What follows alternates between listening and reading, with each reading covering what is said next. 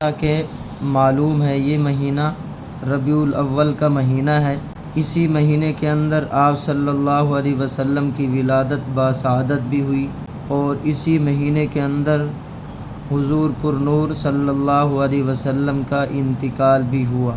آپ صلی اللہ علیہ وسلم کی بعثت اور نبوت سے پہلے کے دور کو جاہلیت کا دور کہا جاتا ہے، اور یہ کوئی مبالغہ نہیں بلکہ حقیقت ہے کہ 6 صدی عیسوی جو کہ آپ کی ولادت کی صدی ہے، وہ جاہلیت کے عروج اور غلبہ کی صدی تھی۔ دنیا کے بڑے بڑے مذاہب ناکام ہو گئے تھے، ان مذاہب میں اتنی تحریف اور ترمیم ہو چکی تھی کہ ان کی اصل شکل کا پہچاننا ناممکن ہو گیا تھا۔ تو خلاصہ یہی ہے، وہ زمانہ واقعی جاہلیت اور ظلمت کا زمانہ تھا، اور ظلمت بھی کسی ایک علاقے تک محدود نہ تھی بلکہ پوری دنیا تاریکی میں ڈوبی ہوئی تھی، اور ایک ایسے مصلح کی ضرورت محسوس ہوئی تھی جو عالمگیر تاریکی میں عالمگیر چراغ روشن کرے، لیکن بظاہر مایوسی ہی مایوسی تھی۔ اللہ تبارک و تعالی نے اس زمانے میں آپ صلی اللہ علیہ وسلم کو مبعوث فرمایا۔ اللہ کی شان، وہ لوگ جو اپنی بیٹیوں کو زندہ درگور کر دیا کرتے تھے، عورتوں کے حقوق کی کوئی رعایت نہیں کی جاتی تھی، غلاموں یتیموں کے حقوق سلب کر لیے جاتے تھے۔ آپ صلی اللہ علیہ وسلم معلم کبیر، معلم اعظم بن کر آئے، مصلح اعظم بن کر آئے، تو آپ کی بعثت سے جو عالمگیر تاریکی تھی وہ چھٹتی چلی گئی، اور ہر طرف روشنی ہی روشنی۔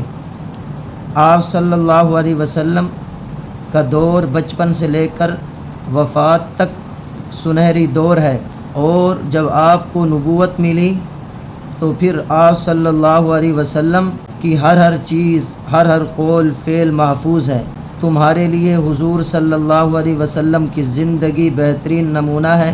ہمارا اٹھنا کیسا ہونا چاہیے، بیٹھنا، گفتگو کیسی ہو، اور کھانا پینا کیسا ہو، یہ ساری چیزیں ہم حضور پر نور صلی اللہ علیہ وسلم کی ذات مبارکہ میں دیکھیں۔ جو چیزیں آپ نے اپنائیں ہم وہی اپنائیں گے تو یہ ہماری کامیابی ہے، اسی میں کامیابی کا انحصار ہے۔ اسی کو کہا جاتا ہے کہ آپ کی زندگی کو عمل میں لانا، آپ کی سنتوں کو بجا لانا ہے۔ آپ صلی اللہ علیہ وسلم نے 23 سال کے عرصہ میں جان دل پوری محنت کی انہی لوگوں پر جو ایک دوسرے کے دشمن تھے، جو بالکل کنارے کے اوپر کھڑے ہوئے تھے، جہنم کے کنارے کے اوپر۔ اللہ تعالیٰ نے آپ صلی اللہ علیہ وسلم کے برکت سے ان کو ہدایت دی، وہی لوگ پھر عالمگیر رشد و ہدایت کے مینار بنے، اور دین اسلام پھیلا، حقوق پھیلے، اسلام پھیلا، اسلام کی شمعیں روشن ہوئیں۔ آپ صلی اللہ علیہ وسلم نے محنت کی 23 سال کے عرصہ میں۔ جب آپ صلی اللہ علیہ وسلم کی عمر مبارک 63 سال مکمل ہوئی تو ربیع الاول کا مہینہ تھا، 12 تاریخ تھی، 11ویں ہجری، پیر کا دن تھا اور زوال کا وقت تھا۔ طبیعت میں کچھ افاقہ تھا، لیکن دن چڑھا تو طبیعت بگڑ گئی۔ زندگی کے آخری دنوں میں سب سے زیادہ قرب اور سب سے زیادہ خدمت کی توفیق سیدہ کائنات ام المؤمنین حضرت عائشہ صدیقہ رضی اللہ عنہا کو حاصل ہوئی۔ آخری لمحات میں سر مبارک بھی انہی کی گود میں تھا۔ سیدہ کے بھائی حضرت عبد الرحمن بن عوف رضی اللہ تعالی عنہ اسی وقت تازہ مسواک لے کر آئے۔ حضور پر نور صلی اللہ علیہ وسلم کی نظر مسواک پر ٹک گئی۔ سیدہ مزاج شناس تھیں، انہوں نے مسواک لے کر دانتوں سے چبائی اور نرم کر کے حضور پر نور صلی اللہ علیہ وسلم کی خدمت میں پیش کی۔ آپ صلی اللہ علیہ وسلم نے اس سے اپنے معطر دہن کو، اپنے معطر منہ مبارک کو مزید معطر کیا۔ حضرت عائشہ صدیقہ رضی اللہ عنہ اس پر فخر فرمایا کرتی تھیں کہ جب حضور پر نور صلی اللہ علیہ وسلم رفیق اعلیٰ سے جا ملے تو دہن مبارک میں میرا لعاب دہن تھا، اس کے علاوہ حجرہ بھی میرا تھا، باری بھی میری تھی، اور میرے کندھے اور گردن کے درمیان ہی آپ صلی اللہ علیہ وسلم کا سر مبارک تھا۔ سبحان اللہ، کتنی بڑی فضیلت حصے میں آئی حضرت عائشہ صدیقہ رضی اللہ عنہا کے۔ حضور پر نور صلی اللہ علیہ وسلم کے پاس پانی کا ایک پیالہ رکھا ہوا تھا۔ آپ علیہ السلام بار بار اس پیالے میں اپنے دونوں ہاتھ داخل کرتے تھے اور پھر اپنے چہرہ انور پر ملتے تھے۔ پیاری بیٹی سیدہ فاطمۃ الزہرا رضی اللہ عنہا خاتون جنت آپ صلی اللہ علیہ وسلم کی خدمت اقدس میں حاضر ہوئیں۔ اپنے بے مثال ابا کی تکلیف دیکھی تو تڑپ اٹھیں اور زبان سے نکل گیا واہ کرب اباہو، ہے میرے ابا کی تکلیف۔ حضور پر نور صلی اللہ علیہ وسلم نے فرمایا آج کے بعد تیرے باپ کو کوئی تکلیف نہیں ہوگی۔ پھر بیٹی کو قریب بلایا اور کان میں کچھ بات کہی تو سیدہ فاطمۃ الزہرا رضی اللہ عنہا رو پڑیں۔ پھر اور کچھ آپ صلی اللہ علیہ وسلم نے کہا تو وہ مسکرا پڑیں۔ بعد میں سیدہ عائشہ صدیقہ رضی اللہ عنہا نے پوچھا تو بتایا کہ پہلی بار جب میں نے کان قریب کیا تو حضور صلی اللہ علیہ وسلم نے فرمایا کہ میں دنیا کو چھوڑ کر جا رہا ہوں، اور دوسری بار فرمایا تھا کہ میرے اہل بیت میں سے سب سے پہلے تم ہی میرے پاس پہنچو گی۔ میری عزت مآب اسلامی ماؤں بہنوں اور بیٹیوں، آپ صلی اللہ علیہ وسلم نے جو آخری وصیت فرمائی وہ یہ تھی الصلاۃ وما ملکت ایمانکم، دیکھو نماز کا اور اپنے ماتحتوں کا خیال رکھنا۔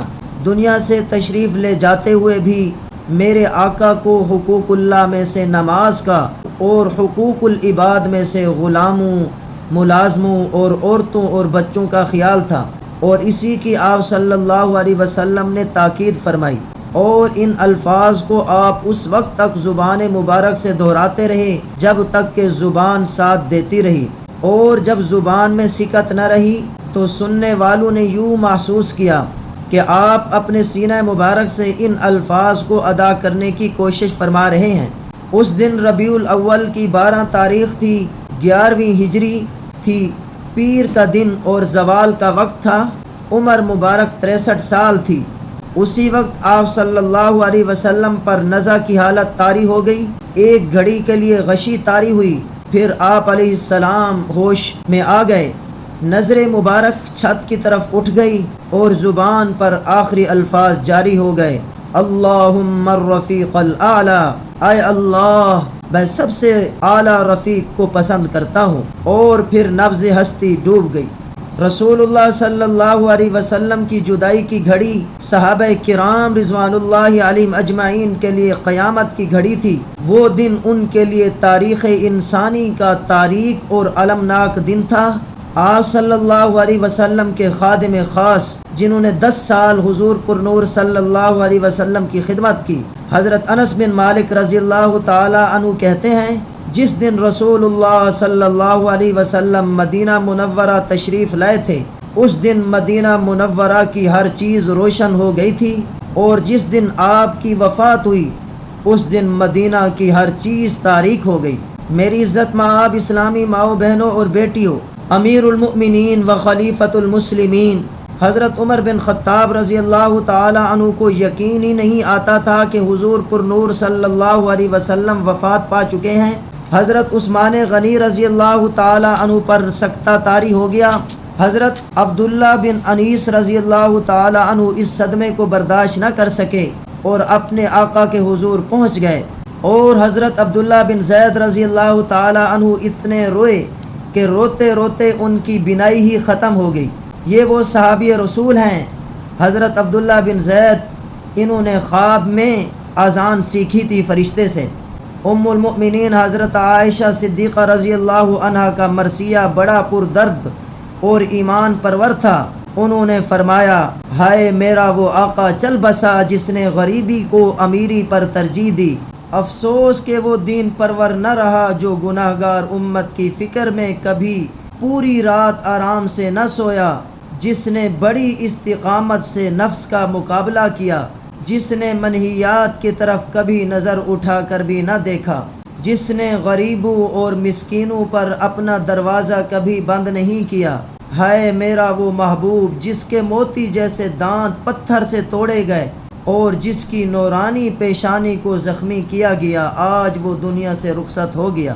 سیدۃ النساء خاتون جنت حضرت فاطمہ الزہرا رضی اللہ عنہا نے روتے ہوئے حضرت انس بن مالک رضی اللہ تعالی عنہ سے سوال کیا، اے انس، تم لوگوں کے دلوں نے کس طرح گوارا کر لیا کہ رسول اللہ صلی اللہ علیہ وسلم پر منو کے من مٹی ڈال دو اور انہیں اکیلے چھوڑ کر چلے جاؤ؟ سیدہ فاطمہ الزہرا رضی اللہ عنہا کے سوال نے حضرت انس بن مالک رضی اللہ تعالی عنہ کو بھی تڑپا کے رکھ دیا۔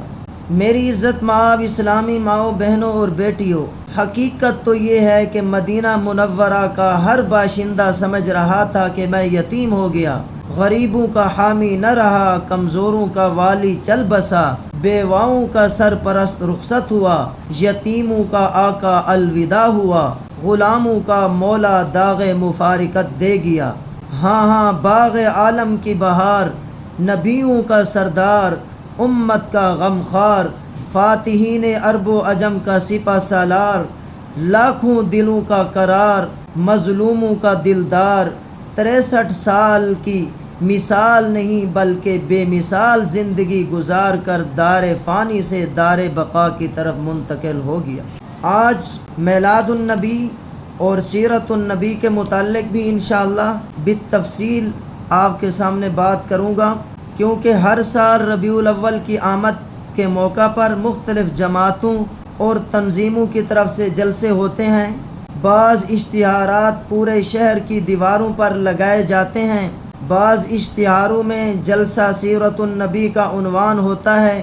عام لوگوں کو بڑا تجسس ہوتا ہے، گھبراہٹ ہوتی ہے کہ سیرت النبی اور میلاد النبی میں کیا فرق ہے، سمجھ نہیں آتی، خاص طور پر جب وہ عوامی خطیبوں کی زبان سے یہ سنتے ہیں کہ معاذ اللہ حضور صلی اللہ علیہ وسلم کے جو دشمن ہیں وہ عید میلاد النبی نہیں مناتے، اور جو حضور کے محب اور عاشق ہیں وہ عید میلاد النبی مناتے ہیں، تو ان کی حیرت اور تجسس میں اور زیادہ اضافہ ہو جاتا ہے۔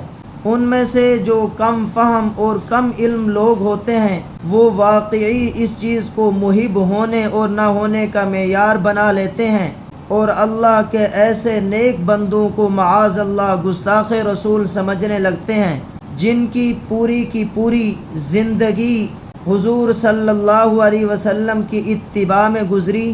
ان کی کوشش یہی ہوتی ہے کہ ان کی صورت حضور کی صورت جیسی ہو، ان کی سیرت حضور جیسی سیرت ہو، ان کا لباس ویسا ہو جیسے حضور کا لباس تھا، جب وہ سوئیں تو اسی طریقے پر سوئیں جس طرح حضور سوتے تھے، جب جاگیں تو اسی طریقے پر جاگیں جس طرح حضور جاگتے تھے۔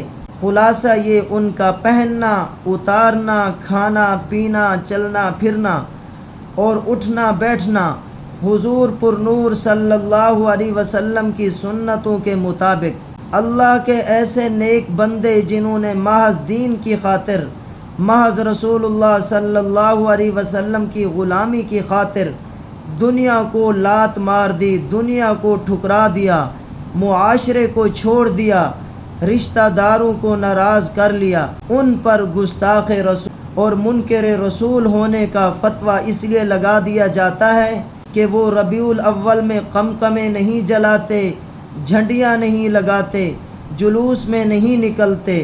یہ تو عاشق رسول ہونے کا بڑا آسان معیار ہو گیا، بتیاں جلا لو، جھنڈیاں لگا لو، جلوس نکال لو اور تھوڑی سی مٹھائی بانٹ دو تو آپ کو عاشق رسول ہونے کی سند مل گئی۔ اس کو میں بھی تفصیل بیان کرتا ہوں۔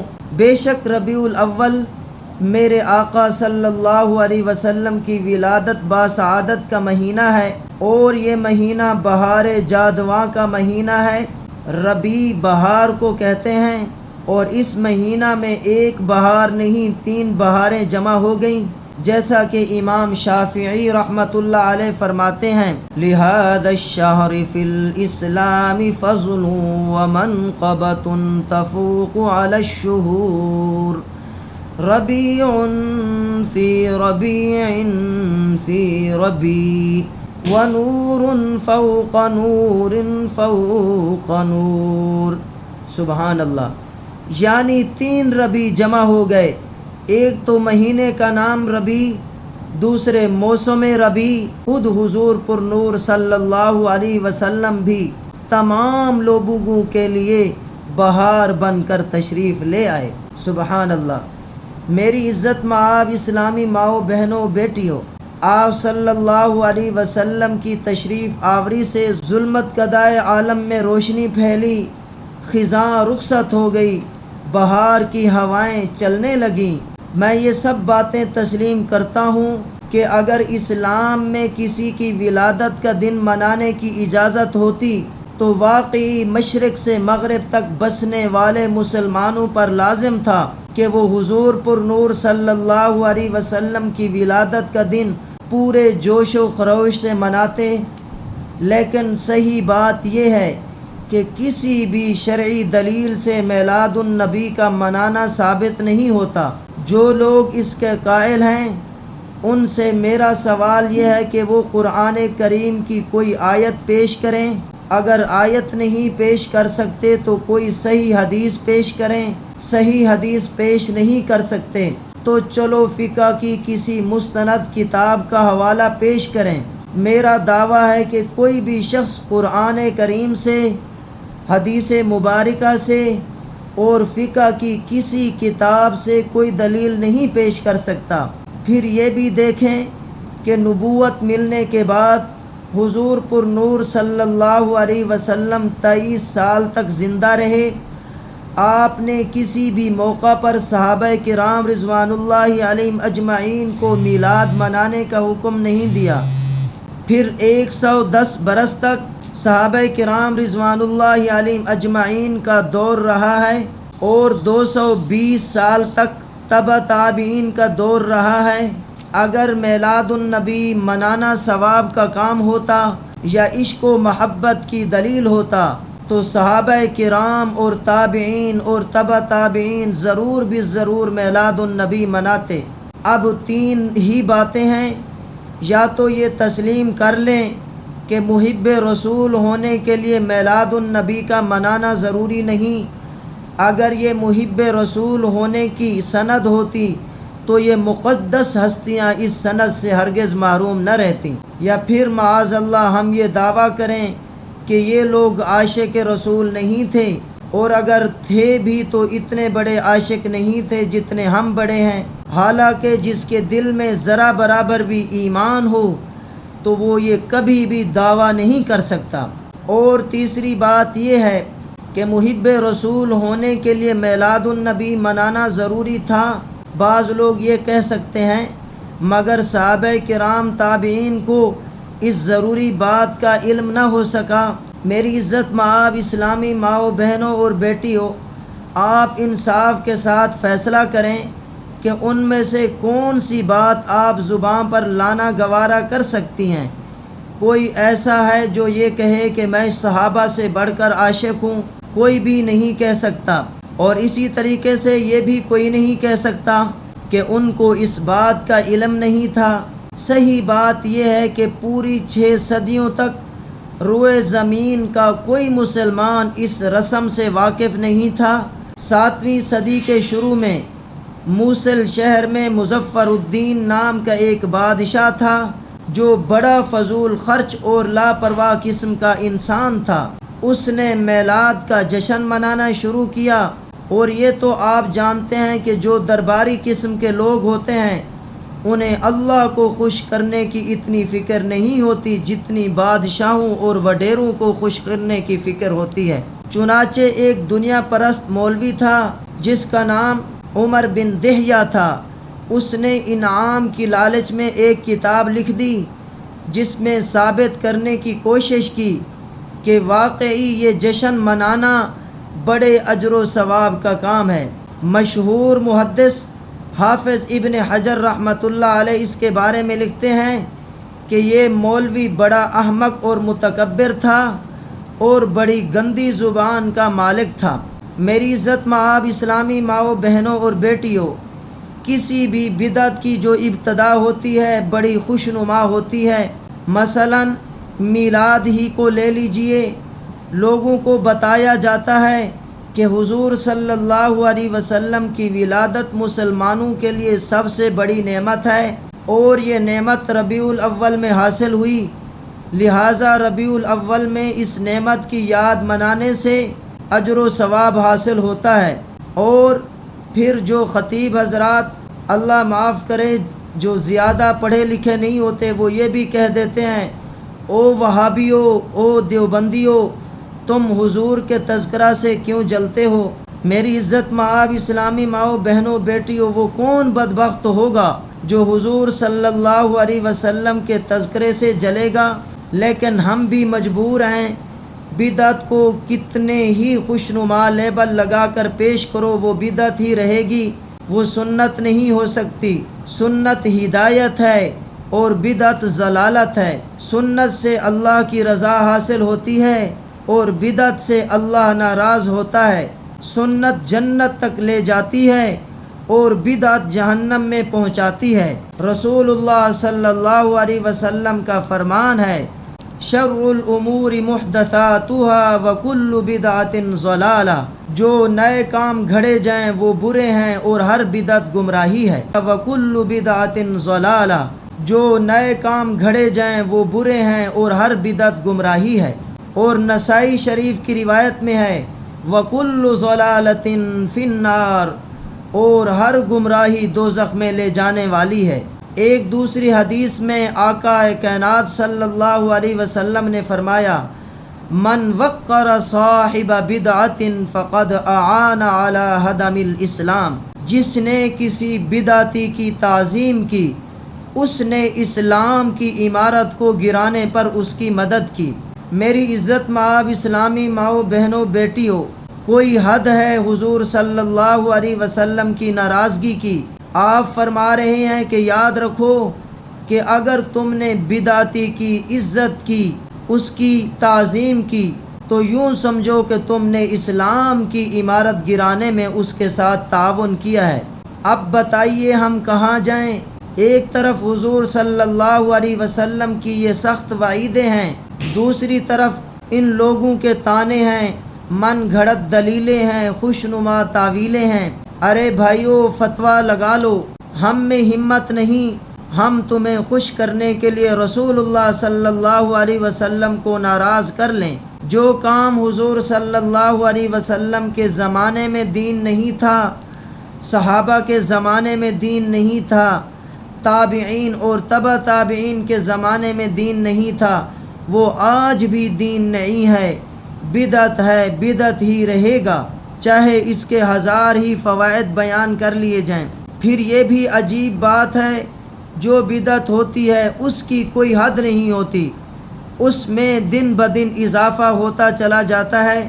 فرض، واجب اور سنت کی تو ایک حد ہے، لیکن بدعت کی کوئی حد نہیں۔ جب قرآن و حدیث کو چھوڑ دیا تو ایسا ہی ہوگا۔ اب دیکھو، مزید وضاحت آپ کے سامنے بیان کرتا ہوں۔ محفل میلاد میں پہلے یہ ہوتا ہوگا کہ ولادت نبوی صلی اللہ علیہ وسلم کے دن حضور صلی اللہ علیہ وسلم کی سیرت بیان کی جاتی ہوگی، نعتیں پڑھی جاتی ہوں گی، لیکن اب کیا ہو رہا ہے آپ کے سامنے ہے۔ پورے شہر میں جھنڈیاں نہیں بلکہ بڑے بڑے جھنڈے لہرائے جاتے ہیں، چراغاں کیا جاتا ہے، اور معاذ اللہ روضہ رسول اور بیت اللہ کی شبیہیں بنائی جاتی ہیں، تصویریں بنائی جاتی ہیں، ان کا طواف کیا جاتا ہے، چوما چاٹی ہوتی ہے، جلوس نکلتے ہیں، ان میں ڈھول ڈھمکا ہوتا ہے اور اس میں مقابلے ہوتے ہیں۔ نماز میں مقابلہ نہیں ہو رہا، صدقات میں مقابلہ نہیں ہو رہا، جہاد میں مقابلہ نہیں ہو رہا۔ مقابلہ ہو رہا ہے تو کس چیز میں؟ مقابلہ ہو رہا ہے تو دکھاوے میں، مقابلہ ہو رہا ہے تو نمود و نمائش میں، مقابلہ ہو رہا ہے تو جھنڈے لہرانے میں، ڈھول ڈھمکا کرنے میں۔ میری عزت مآب اسلامی ماؤں بہنوں اور بیٹیوں، کیا یہی اسلام کی تعلیمات ہیں؟ کیا یہی حضور صلی اللہ علیہ وسلم کی تعلیم ہے؟ جس نبی کے خلفاء کا حال یہ ہو کہ وہ صرف اس لیے پرانے کپڑے کا کفن لے لیتے ہوں تاکہ نیا کپڑا کسی غریب مسلمان کے کام آ جائے، کیا وہ نبی اس بات کی اجازت دے سکتا ہے کہ اس کے امتی لاکھوں میٹر ریشمی کپڑا جھنڈے بنانے میں صرف کر دیں؟ اصل بات یہ ہے کہ بہت سارے مسلمان بھائی غیر مسلموں سے مرعوب ہو گئے ہیں۔ انہوں نے سوچا کہ جب عیسائی حضرت عیسیٰ علیہ السلام کے نام پر کرسمس مناتے ہوئے کروڑوں روپے خرچ کر سکتے ہیں تو ہم مسلمان حضور صلی اللہ علیہ وسلم کے یوم ولادت پر خرچ کیوں نہیں کر سکتے؟ گویا ہندوؤں اور عیسائیوں کی رسمیں دیکھ کر ان کا مقابلہ کرنا چاہتے ہیں۔ خدا را ان کا مقابلہ مت کرو ورنہ تم آگے نکل جاؤ گے اور اللہ کا دین پیچھے رہ جائے گا۔ وہ بدبخت تو اپنے بزرگوں کے ایام ولادت پر ناچ گانا شراب زنا سب کچھ کر رہے ہیں۔ حضرت عیسیٰ اور حضرت مریم علیہ السلام کی تصویریں بھی بنا رہے ہیں۔ معاذ اللہ، نعوذ باللہ من ذالک۔ کیا ہم مسلمان ایسا کر سکتے ہیں؟ یقیناً آپ کا جواب یہ ہوگا کہ ہم ایسا نہیں کر سکتے۔ تو میری عزت مآب اسلامی ماؤں بہنوں اور بیٹیوں اور میرے دوستو، آپ یہ بھی تو سوچو کہ کرسمس کی ابتدا بھی تو بڑی معصوم تھی۔ حضرت عیسیٰ علیہ السلام کا تذکرہ ہوتا تھا، ان کی منقبت بیان کی جاتی تھی، ان کے فضائل بیان کیے جاتے تھے، پھر جلسے جلوس ہوئے، پھر جھنڈے لہرائے، پھر کمکمے روشن ہوئے، پھر رونق بڑھانے کے لیے ناچ گانے کا انتظام ہوا۔ جب ناچ گانا آیا تو شراب بھی آئی، جب شراب آئی تو زنا بھی آیا، جب زنا آ گیا تو حیا چلی گئی، عشق عیسیٰ ختم ہو گیا، عشق نسواں باقی رہ گیا۔ اسی لیے اگر قرآن و حدیث کو چھوڑ کر صحابہ کرام اور تابعین کو چھوڑ کر میلاد مناؤ گے تو اس میں یقیناً خرافات آئیں گی۔ سب سے بہتر طریقہ یہ ہے، صحابہ کرام راغاں کرتے تھے، نہ جھنڈیاں لگاتے تھے، نہ سجاوٹ نہ بناوٹ، بس یہ تھا کہ زندگی کے ہر شعبے میں اپنے آقا صلی اللہ علیہ وسلم کی اطاعت کرتے چلے جاتے تھے۔ دکان میں، مکان میں، خوشی میں، غمی میں، سفر میں، حضر میں، جنگ میں، امن میں، خلاصہ یہی ہے، ہر حال میں حضور صلی اللہ علیہ وسلم کی سنتوں کو زندہ کرتے تھے۔ ان کی تجارت، ان کی سیاست اور ان کی عبادت کو دیکھ کر حضور صلی اللہ علیہ وسلم کی یاد تازہ ہوتی تھی۔ صحابہ کرام میلاد نہیں مناتے تھے مگر آقا کی سنتیں زندہ ہوتی تھیں۔ ہم میلاد مناتے ہیں مگر حضور کی سنتیں زندہ نہیں ہوتی۔ سنتیں زندہ تو کیا ہوں گی، ہماری میلادوں میں تو سنتوں کا مذاق اڑایا جاتا ہے، اللہ معاف کرے۔ اس لیے ان چیزوں میں نہ پڑیں، شریعت کو مد نظر رکھیں۔ جو چیزیں اسلام میں نہیں، آپ نے فرمایا سب سے بہترین زمانہ میرا زمانہ ہے، پھر جی تابعین کا زمانہ ہے، پھر تبع تابعین کا زمانہ ہے۔ تو ان زمانوں میں اور 6 صدیوں تک یہ چیزیں نہیں تھیں۔ میری عزت مآب اسلامی ماؤں بہنوں اور بیٹیوں، یہ بات یاد رکھیے، ہمارا دین بدعات و خرافات کا نام نہیں ہے، ہمارا دین کامل و مکمل ہے۔ اس لیے ان چیزوں سے خود بھی بچیں اور اپنے بچوں کو بھی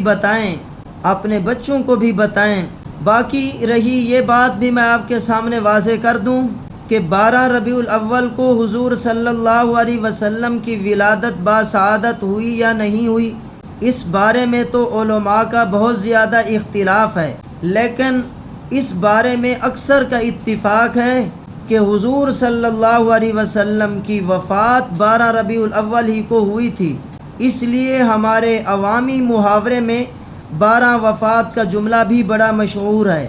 اگر بالفرض ولادت کی وجہ سے 12 ربیع الاول جشن منانے کا دن ہے تو کیا وفات کی وجہ سے یہ سوگ منانے کا دن نہیں ہے؟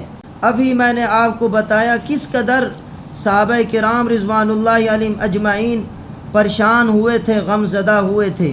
اس لیے اسلام ان چیزوں کا نام نہیں ہے، بدعات و خرافات کا نام نہیں ہے۔ اسلام ہمیشہ سنتوں کو اور اللہ کے احکامات کو بجا لانے کا درس دیتا ہے۔ اللہ تعالی عمل کرنے